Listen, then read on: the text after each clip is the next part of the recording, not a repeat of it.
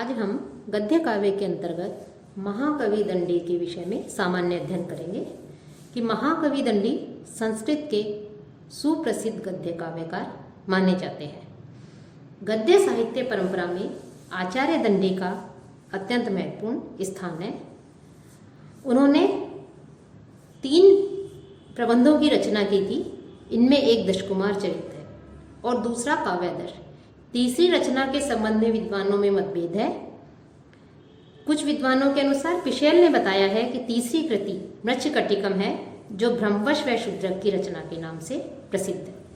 इस मत की पुष्टि उन्होंने मृच्छकटिकम एवं दशकुमार चरित में वर्णित सामाजिक संबंधों के सादृश्य के कारण की है। उन्होंने अपने कथन को सिद्ध करने के लिए इन दोनों रचनाओं में प्राप्त होने वाले लिम्पति इव तमो अंगानी इस श्लोक को आधार बनाया है। उनका कहना है कि दंडी ने बिना नाम दिए ही इस श्लोक को काव्यादर्श में उद्धृत किया है, पर इतने कहने भर से ही दंडी मृच्छकटिकम के रचयिता सिद्ध नहीं होते हैं। दंडी जो है उनकी हम मुख्य रूप से जहाँ तक 3 रचनाएं मानी गई हैं, उन तीनों रचनाओं में से दशकुमार चरित और जो काव्यादर्श है, ये 2 ही मुख्य रचनाएं उनकी मानी गई हैं।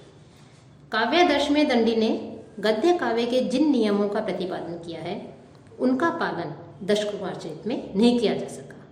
अतः एक ही व्यक्ति के द्वारा प्रतिपादित सिद्धांत की अपने ग्रंथ में अवहेलना करने से कुछ विद्वान इसे जो है दंडी की रचना नहीं मानते। लेकिन दोनों ग्रंथों की भिन्नता का समाधान इस प्रकार किया गया है कि दशकुमार चरित कवि की युवावस्था की कृति है, अतः इसमें सभी नियमों का पालन नहीं किया जा सका। काव्यादर्श की रचना इन्होंने प्रौढ़ावस्था में की होगी।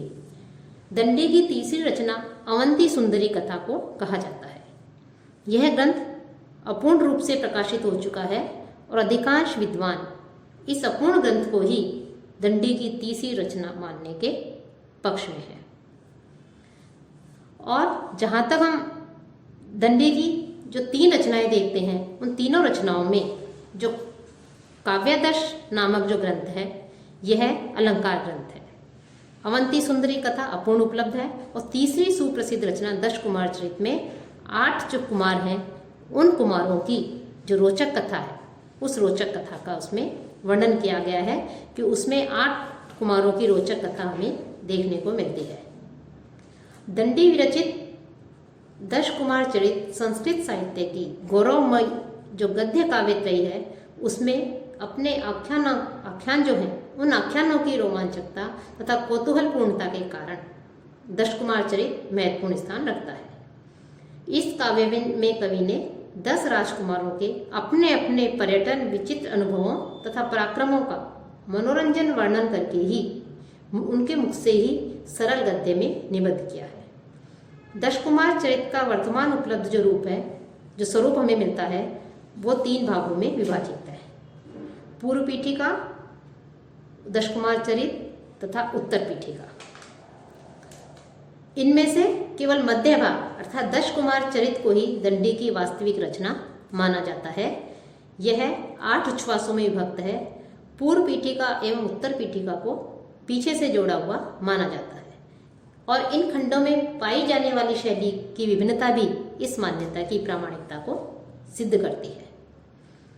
इस गद्य काव्य का कथानक छल छद्मपूर्ण चमत्कारिक एवं अलौकिक घटनाओं से पूर्ण है।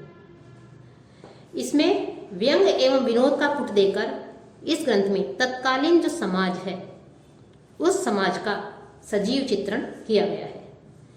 यहाँ दंभी तपस्वी, व्यभिचारिणी स्त्रियां, कपटी ब्राह्मण, हृदयहीन जो गणिकाएं होती हैं, उनका चरित्र उभर करके यहाँ आया है। लौकिक एवं अलौकिक घटनाओं की इसमें हमें बहुलता मिलती है। इस ग्रंथ में पुष्पपुरी के राजा राजहंस के पुत्र और उसके मंत्रियों के पुत्रों की कथा है। तपस्या के द्वारा बल प्राप्त किए मालवेश्वर मानसार से पराजित होने पर राजहंस जंगल में चला जाता है। वहीं उसे तथा उसके मंत्रियों को पुत्र होते हैं। बड़े होने पर ये सभी देशाटन के लिए निकल जाते हैं और परिस्थितिवश सभी एक दूसरे से बिछुड़ जाते हैं और विचित्र एवं संकटपूर्ण जीवन व्यतीत करते हैं। ये सभी आपस में पुनः लौट कर मिलते हैं और अपनी अपनी कथा सुनाते हैं। उनके द्वारा सुनाई कथा ही दशकुमार चरित है। दशकुमार चरित में जहाँ कथानक विचित्र है वहाँ उसके अनुरूप वर्णन शैली जो है वो भी सरस एवं प्रभावपूर्ण इसमें वर्णन शैली है। इसके प्रथम उच्छ्वास में राजवाहन की कहानी है। उसके साथी उसके पास आते हैं। अपने साथियों को बड़े दिनों बाद पाकर वह अपने अनुभवों की कथा कहने का आदेश देता है। बाकी जो सात उच्छ्वास हैं उनमें 7 कुमारों की कहानियों का वर्णन है। सबसे पहले कहानी अपहार वर्मा का चरित्र है, जो सबसे लंबा, सबसे जटिल एवं मनोरंजक है। इस कहानी में हमारे सम्मुख अनेक विचित्र घटनाएं, अनेक रोचक पात्र उपस्थित होते हैं। काम मंजरी नामक गणिका निस्संदेह एक विचित्र पात्र इसमें है। वह तपस्वी मरीचि के आश्रम में जाकर संन्यास लेने का छल करती है और स्वयं तपस्वी को अपने कर्तव्य मार्ग से हटा देती है। इसके पहले वह वस्तुपाल नामक श्रेष्ठी पुत्र को भी ठग चुकी है और बेचारा वस्तुपाल जैन साधु बनने को विवश हो जाता है। जैन साधु के प्रसंग में ही जैन धर्म का भी इसमें भास किया गया है।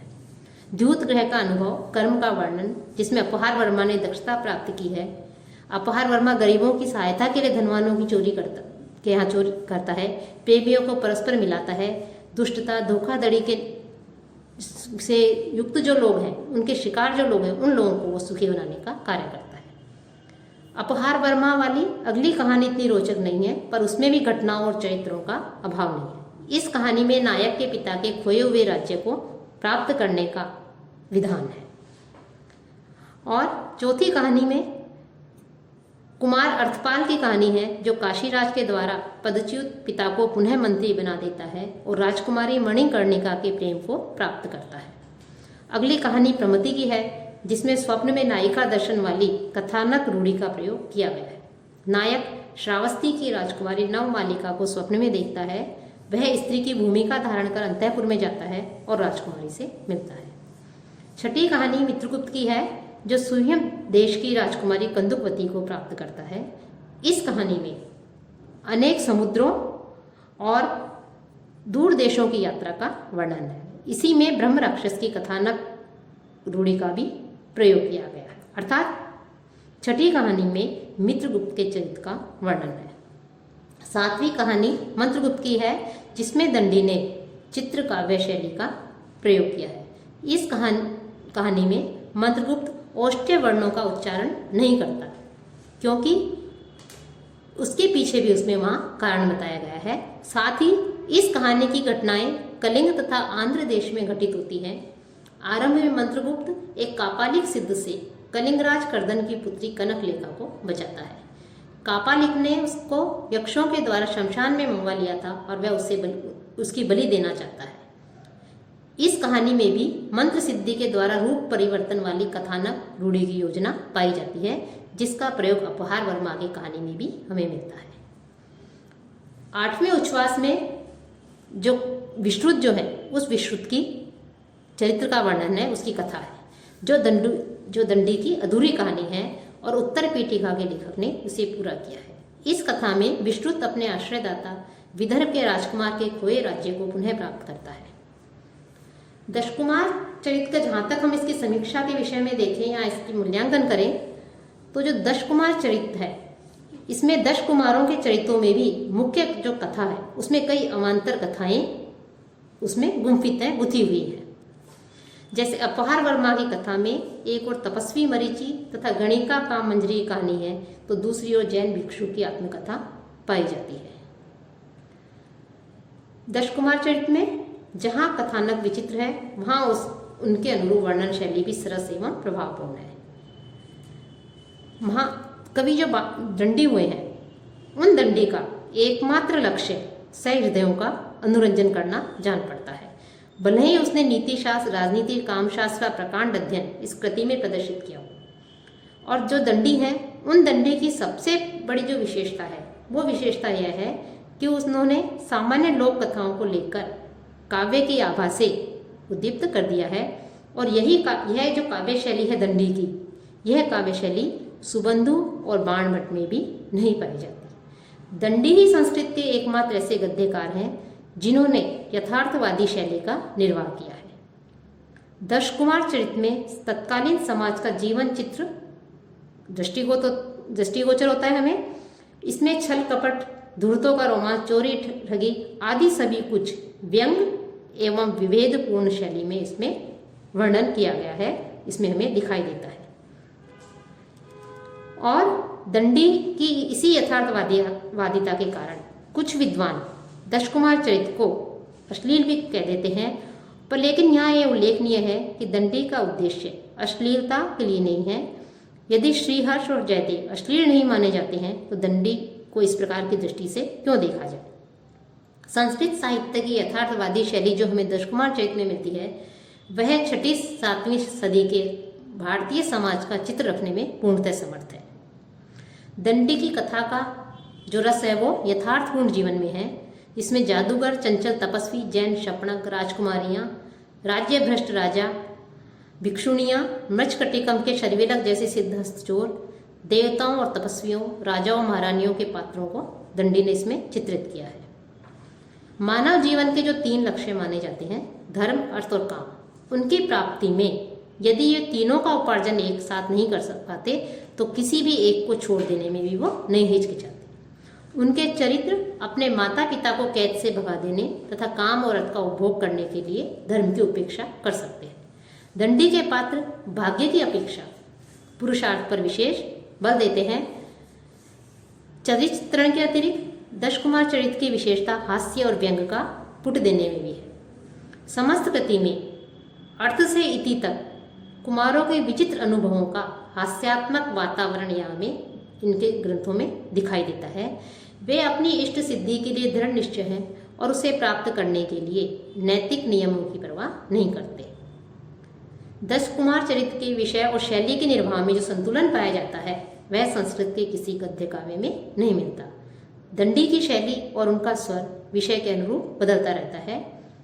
दंडी निश्चित रूप से भाषा के अधिपति हैं। वे सरल प्रभावमय भाषा के सिद्ध प्रयोक्ता हैं और उनके संवाद सूक्ष्म और तात्विक होते हैं। दंडी वैदर्भी रीति के सफल कवि हैं। वैसे वर्णों में कवि दंडी के भी वाक्यों में यत्र तत्र समासांत शैली मिल जाती है, पर वे शाब्दी या आर्थिक क्रीड़ा है उसमें अधिक नहीं उलझते। दंडी के प्रकृति वर्णन भी हमें सुंदर दिखाई देते हैं। कुल मिलाकर हम देखें तो दंडी का जो विषय चयन है वो शैली और अभिव्यंजना अति के दोष से मुक्त है। यद्यपि दंडी की शैली अत्यंत सरल नहीं है, तथापि उनकी शैली में परिश्रम साध्य उबा देने वाली, थका देने वाली गुत्थियां नहीं है।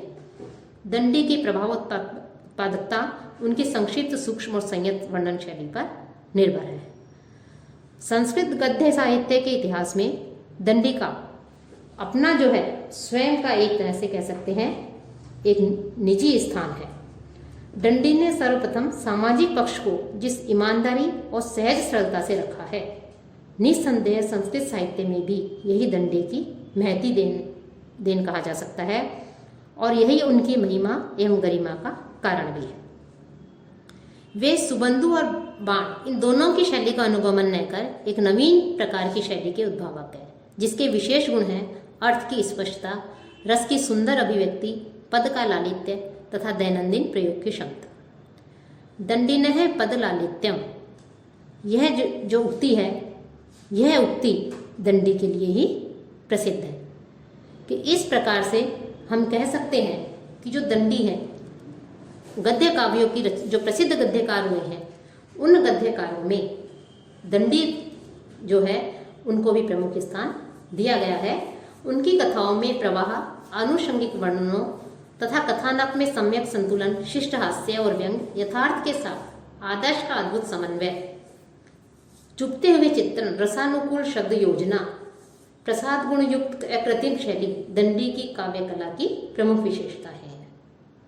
दंडी वास्तव में सरल संस्कृत गद्य के आदर्श है। किसी ने दंडी के विषय में ये जो कहा है यह अत्यधिक वास्तव में सही कहा है कि कबीर दंडी कबीर दंडी कबीर दंडी न संशय है।